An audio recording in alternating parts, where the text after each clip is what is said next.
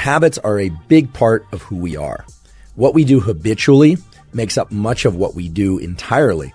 In fact, it's estimated that up to 70% of our waking behavior is made up of habitual behavior. People are highly variable, and if you can't form one habit easily, it doesn't mean that you can't form other habits easily. It takes 21 days to form a habit. Some people say 18, some people say 21, some people say 30 days, some people say 60 days. So which one is it? Does it depend on the habit that one is trying to form, or does it depend on the person that's trying to form the habit? There's a study published in 2010, first author Lally, L-A-L-L-Y. This study found that for the same habit to be formed, it can take anywhere from 18 days to as many as 254 days for different individuals to form that habit. So what I'd like to do is to take the scientific literature of how the nervous system learns and engages in neuroplasticity and apply that to habit formation, habit maintenance, and if so desired, how to break particular habits. I'd like to give you a particular tool that's gleaned from the research psychology literature. With each repetition of a habit, small changes occur in the cognitive and neural mechanisms associated with procedural memory. So I just want to talk for a second about what procedural memory is. In the neuroscience of memory, we distinguish between what's called episodic memory and procedural memory. Episodic memory is a recall of a particular set of events that happened, whereas procedural memory is holding in mind the specific sequence of things that need to happen in order for a particular outcome to occur. So think of it like a recipe or a protocol, or if for the sake of exercise, it's like sets and reps, or a particular course that you're going to run or cycle, or the number of laps you're going to swim and how you're going to perform it. It's very clear that for anyone trying to adopt new habits, getting into the mindset of procedural memory is very useful for overcoming that barrier that we call limbic friction. How do you do that? Well, a simple visualization exercise, or it doesn't even have to be done eyes closed. Oftentimes we hear visualization exercise. You think about sitting in the lotus position, eyes closed, and trying really hard to visualize something. It doesn't need to be anything like that. It can simply be, if you are deciding to adopt a new habit, to just think about the very specific sequence of steps that's required to execute that habit. And I'll use a trivial example, but this could be applied to anything. Let's say I want to get into the habit of making myself or someone else in my household a cup of espresso every morning. I would actually think through each of those steps. Walk into the kitchen, turn on the espresso machine, draw the espresso, walking through each of those steps from start to finish. And turns out just that simple mental exercise done once can shift people toward a much higher likelihood of performing that habit regularly, not just the first time, but as they continue out into the days and weeks that follow. So that's remarkable to me, and the literature is really robust. So now I'd like to discuss a second and what I think is perhaps the most powerful tool for being able to acquire and stick to new habits. The tool that I'm referring to is something called task bracketing. And the neural circuits associated with task bracketing are basically the neural circuits that are going to allow you to learn any new type of habit or break any habit that you'd like to break.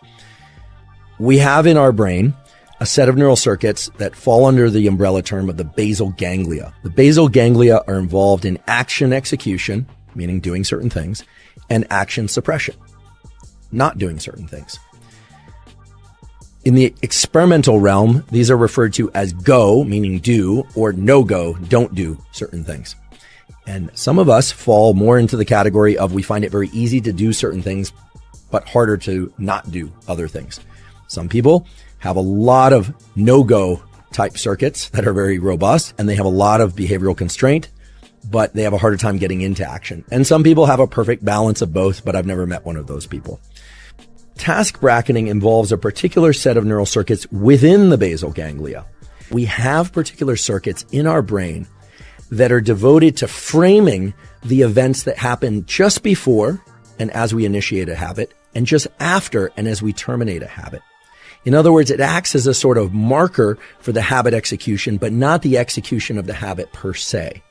This is very important because task bracketing is what underlies whether or not a habit will be context dependent or not, whether or not it will be strong and likely to occur even if we didn't get a good night's sleep the night before, even if we're feeling distracted, even if we are not feeling like doing something emotionally, or if we are, completely overwhelmed by other events. If the neural circuits for task bracketing are deeply embedded in us, meaning they are very robust around a particular habit, well, then it's likely that we're going to go out for that zone 2 cardio no matter what, that we're going to brush our teeth no matter what. In fact, brushing our teeth is a pretty good example because for most people, even if you got a terrible night's sleep, even if everything in your life is going wrong, chances are, unless you're very depressed, if you're going to leave to work, or even if you're not, that you're going to still carry out the behavior of brushing your teeth in the morning. I would hope so, actually. But you are probably less likely to perform particular habits that are not what you deem as necessary. But if you think about it, brushing your teeth, exercise, eating particular foods, maybe engaging socially in particular ways, you are the one that places any kind of value assessment on which ones are essential and which ones are negotiable. So task bracketing sets a neural imprint, a kind of a fingerprint in your brain of this thing has to happen at this particular time of day, so much so that it's reflexive. While it is important to think about the sequence of events that would be required in order to engage in that behavior, that procedural memory visualization exercise we talked about before, that will help. There is a way also that you can orient your nervous system toward this task bracketing process so that your nervous system is shifted or oriented towards the execution of a given habit. So this is sort of like warming up your body to exercise. When the dorsolateral striatum is engaged, your body and your brain are primed to execute a habit. And then you get to consciously insert which habit you want to perform. If you are considering adopting a new habit, or if you are trying to break a habit, it's very useful to think not just about the procedural aspects of what you're going to do, but also think about the events that precede and follow that particular habit and the execution, or at least the effort to execute that habit. What you're doing is you're casting a kind of a spotlight around a bin of time or a set of events for which dopamine can be associated. What does this look like in the practical sense? Well, again, I'll just try and use very simple, concrete examples, but this could carry over to anything. Let's say I were somebody who has a hard time getting in that 30 to 60 minutes of zone 2 cardiovascular exercise mid-morning. What I should do is positively anticipate the onset and the offset of that session, right? So thinking about leaning into the effort, going out and doing that zone 2 cardio session, and I should think about how I'm going to feel after. So not just thinking about how great I'm going to feel after, but also thinking about how hard it's going to be at the beginning, and then trying to reward myself subjectively for the entire experience. In other words, start rewarding task bracketing in addition to rewarding the execution of the habit itself. And I'll get into the specific tool for breaking habits. Capture the sequence of events, not that led to the bad habit execution, but actually to take advantage of the fact that the neurons that were responsible for generating that bad habit were active a moment ago, and to actually engage in a replacement behavior immediately afterward. Now, this is really interesting and I think powerful, because I would have thought that you have to engage in a replacement behavior that truly replaces the bad habit behavior, right? That you would have to be able to identify your state of mind or the sequence of events leading into the bad habit, but rather the stage or the period immediately after the bad habit execution is a unique opportunity to insert a different type of what we would call adaptive behavior, but that could be any behavior that's not in line with the bad behavior. So let's give it an example. Let's say you find yourself, you're trying to do focused work. You pick up your phone. You're disappointing yourself for picking up your phone. You could, of course, just put it down and re-engage in the work behavior. But if you were good at that, then you probably wouldn't have done it in the first place.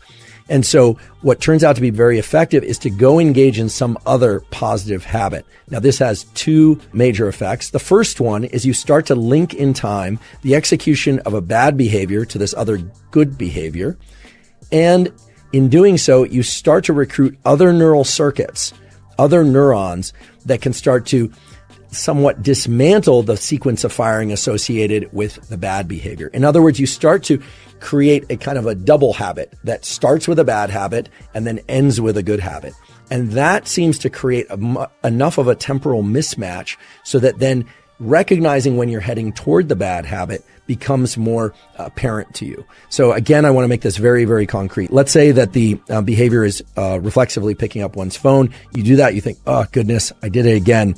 Here's what I'm going to do. You would set that down and then you would engage in some other positive behavior that you've deemed positive. And here it's very subjective, so it's hard for me to give an example that will necessarily make sense to everybody. But perhaps you're working on hydration, so maybe you go have a glass of water. Maybe you are trying to do breath work or something. Maybe you are trying to enhance your language speaking skills, and so you go and you spend 5 minutes doing a particular type of language learning. You literally exit whatever you are doing and perform that other new positive habit in the immediate period right after that, even for a short period of time.